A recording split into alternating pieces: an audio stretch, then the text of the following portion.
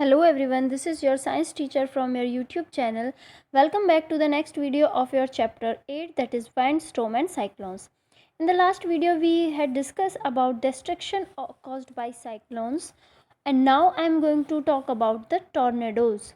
What are tornadoes? So let's get started. सबसे पहले tornado होते क्या है, टॉर्नेडो का मतलब क्या है? हिंदी मीनिंग होता है टॉर्नेडो का बवंडर, जो भी बहुत ही हाई विंड स्पीड से जो बवंडर बनते हैं या फिर बहुत ही हाई स्पीड के जो तूफान होते हैं, जो तूफान से ही बनते हैं इनिशियली, उनको क्या बोला जाता है? टॉर्नेडोज बोला जाता है। तो आइए हम टॉर्नेडो के बारे में पढ़ते हैं। In our country they are not frequent. हमारी कंट्री में ये इतनी ज़्यादा जल्दी नहीं बनते हैं जो टॉर्नेडो होते हैं। Tornado is a dark funnel shaped cloud that reaches from the sky to the ground.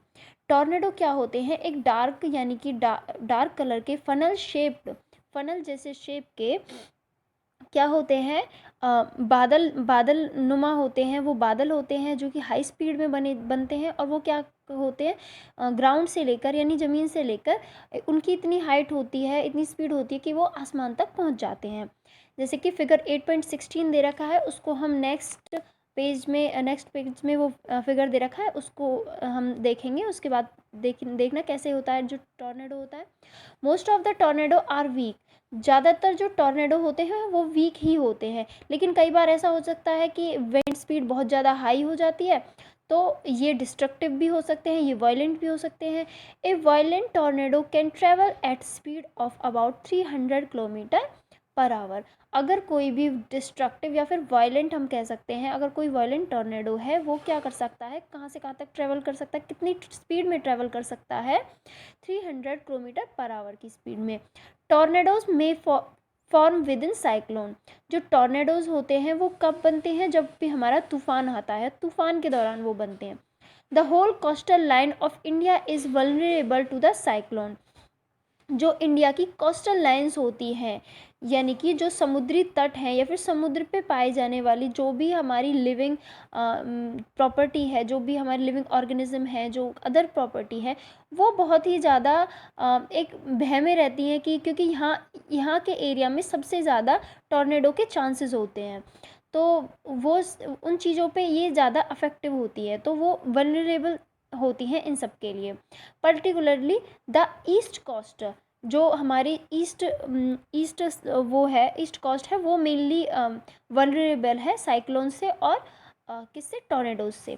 The west coast of India is less vulnerable. लेकिन जो वेस्ट कोस्ट होती है इंडिया की, और जो वेस्ट कोस्टल एरिया है, वो कम खतरे में रहता है। India is less vulnerable to हो गया ये both in terms of intensity and frequency of cyclone. ये किसकी टर्म्स में हो सकता है? कि उसकी स्पीड और उसकी इंटेंसिटी यानी फ्रीक्वेंसी की स्पीड में भी, उसमें जो वेस्ट कोस्टल एरिया है उसमें साइक्लोन्स भी कम आते हैं और उनकी इंटेंसिटी भी कम होती है। तो ये फैक्टर्स होते हैं। नेक्स्ट हम क्या पढ़ेंगे? नेक्स्ट पैराग्राफ है इफ़ेक्टिव सेफ्टी मेजर्स। तो इनके लिए हम इफ़ेक्टिव सेफ्टी मेजर्स क्या रख सकते हैं? चलो देखते हैं इफेक्टिव सेफ्टी मेजर्स क्या है। इस cyclone forecast and warning service.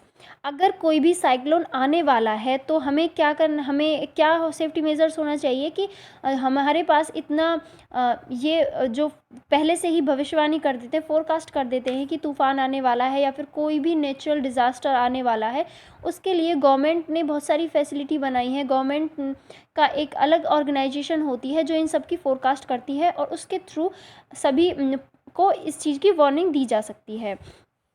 Rapid communication of warning to the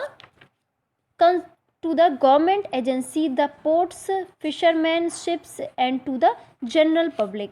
और क्या हो सकती है? जो कम्युनिकेशन सर्विस होगी, जो वार्निंग की सर्विस होगी, वो रैपिड होनी चाहिए, जल्द से जल्द उसके बारे में लोगों को पता चलना चाहिए, जो कि गवर्नमेंट एजेंसी प्रोवाइड करती हैं, and the ports, fisherman, ships and to the general public. और ये सारी फैसिलिटी जो बोट वगैरह, शिप होती हैं, और जो फिशरमैन यानी कि जो अगर कोई भी समुद्र में फंस जाए तूफ़ान के दौरान, तो उनको निकालने के लिए ये सारी फैसिलिटी क्या पब्लिक को प्रोवाइड करी जानी चाहिए गवर्नमेंट की एजेंसीज़ के थ्रू। नेक्स्ट क्या है? Construction of cyclone shelter in the cyclone prone areas जहाँ भी साइक्लोन की आने की फ्रिक्वेंसी ज़्यादा रहती है, जहाँ पे कि साइक्लोन आने का ज़्यादा खतरा रहता है, उस एरिया में साइक्लोन शेल्टर बनाने चाहिए कि यहाँ लोगों के लिए शेल्टर बनाने चाहिए कि अगर जैसे ही इमरजेंसी आ जाए और कोई भी ऐसी साइक्लोन के बारे में पता चले कि जो बहुत ज़्यादा डिस्ट्रक्टिव होने वाला है, तो वहाँ से लोगों को हटा के किसी शेल्टर में उनको शिफ्ट कर दिया जाए। Administration arrangement for moving people fast to safer place, और ये और फास्टली उनको एक सेफ प्लेस पे जो लोग हैं उनको पहुंचा दिया जाए, जो इस एरिया के लोग होते हैं। So in the next video we will discuss about action on the part of the people. So thank you.